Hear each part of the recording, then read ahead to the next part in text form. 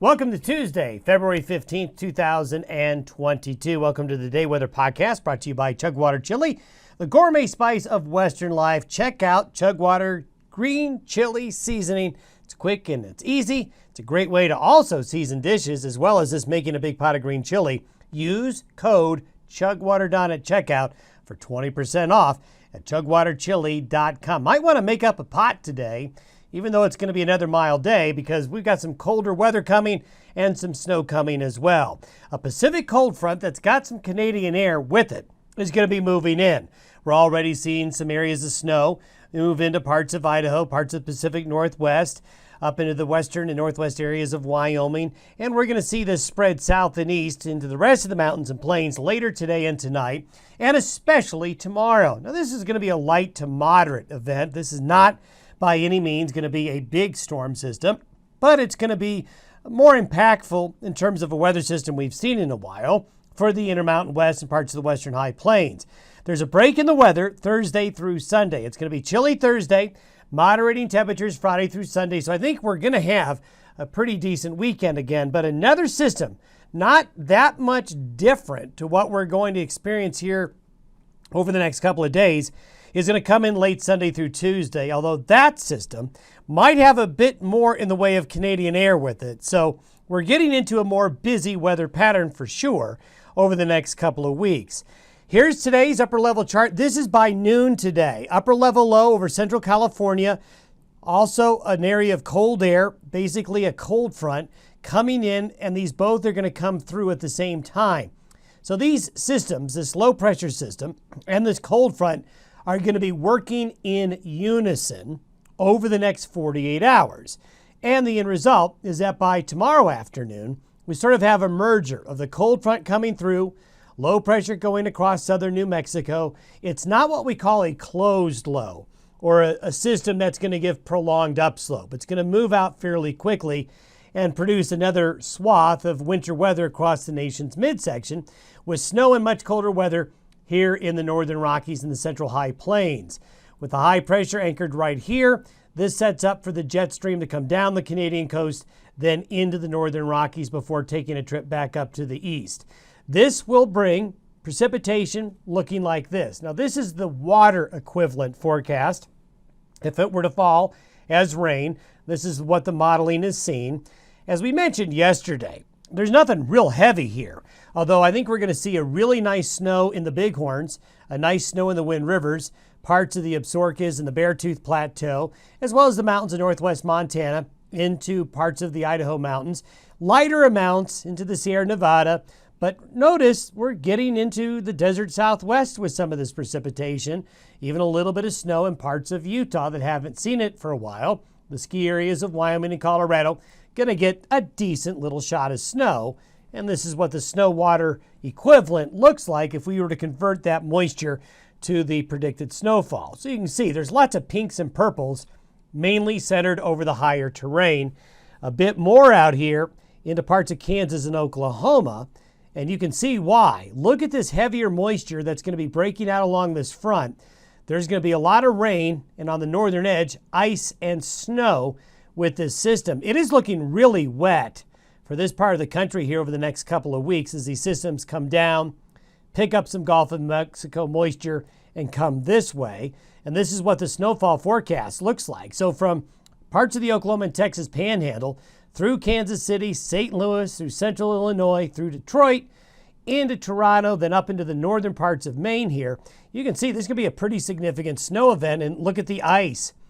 This is another potential ice event for parts of the Midwest as it moves through parts of the Eastern Corn Belt and the Ohio Valley area. So if you're going to be traveling anywhere in this part of the world here over the next couple of days, there's going to be some problems. By Sunday, this is by Sunday, notice where the high is, it's still in the same spot. So here we go again. Another trough digs in from the west. This opens the door from Canada. So we're going to see some colder air come on in. There's going to be some Pacific moisture again. And there we go. This is by Tuesday noon. Another area of low pressure with a lot of cold air coming in behind it, bringing another chance of snow and wintry weather into the northern and central Rockies.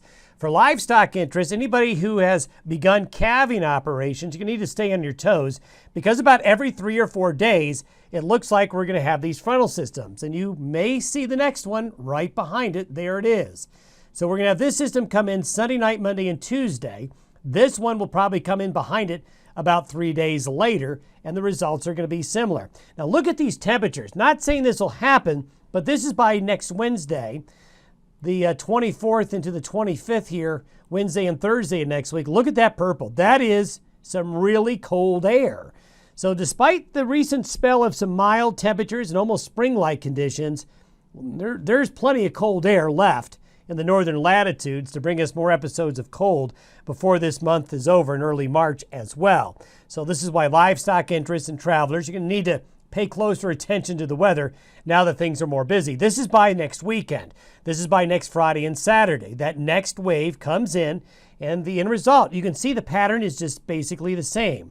A trough in the west, high pressure in the east, high pressure off the west coast. This is going to concentrate the most active weather right here over the next week to 10 days. Now, I wanted to give you just a brief discussion on sea surface temperature anomalies because we're getting into this time of year here when we're going to start putting together a long-range forecast for spring and early summer. And what I want to do here is show you sea surface temperature anomalies as of the most recent snapshot, which is from this past weekend here. And there's a couple of years where I think the sea surface temperature patterns and conditions are somewhat similar to this year, going back in the last 10 years or so. So notice, as we showed you yesterday, the coldest sea surface temperature anomaly is off the coast of South America, weaker anomalies here on the western edge, and we have this cold pool here along the Gulf of Alaska and northwest coast areas of Canada. Now what we want to do as we get on into this February, March, April, May timeframe, basically late winter to spring, is look at other years that are somewhat similar. Remember, you're never going to see things exactly the same. The weather doesn't exactly repeat itself, it rhymes. So let's take a look what we would call as an analog, and I'm going to take a look at where we were in February 2011. In February 2011, it was definitely a La Nina. It was more further west here, and we also had this pocket of cold water here. And this is what led to the really bad drought conditions in 2012. But up here, notice the Gulf of Alaska is cold. So similarities, not exactly the same, but some cold air and water up in the Gulf of Alaska. La Nina continuing in the subtropics. This is in 2011. Now, one thing about 2011 ended up being a very big snowpack year, especially from March through May in the northern Rockies and the Pacific Northwest. Now let's look at another year, and this is in February 2014. Again, somewhat similar. We're in a La Nina situation, but the colder sea surface temperatures are smaller. But if you really were to compare now, 2014 analog is probably closer than 2011. Couple of things. I just told you that 2011, the late season snowpack was very good. The late season snowpack in February, March, April, May 2014 was also very good. So that, from an analog standpoint, brings some cautiously optimistic conditions for later this month, March, April, and May, in terms of seeing those snowpack conditions getting better again. Have yourself a good Tuesday. We'll see you tomorrow.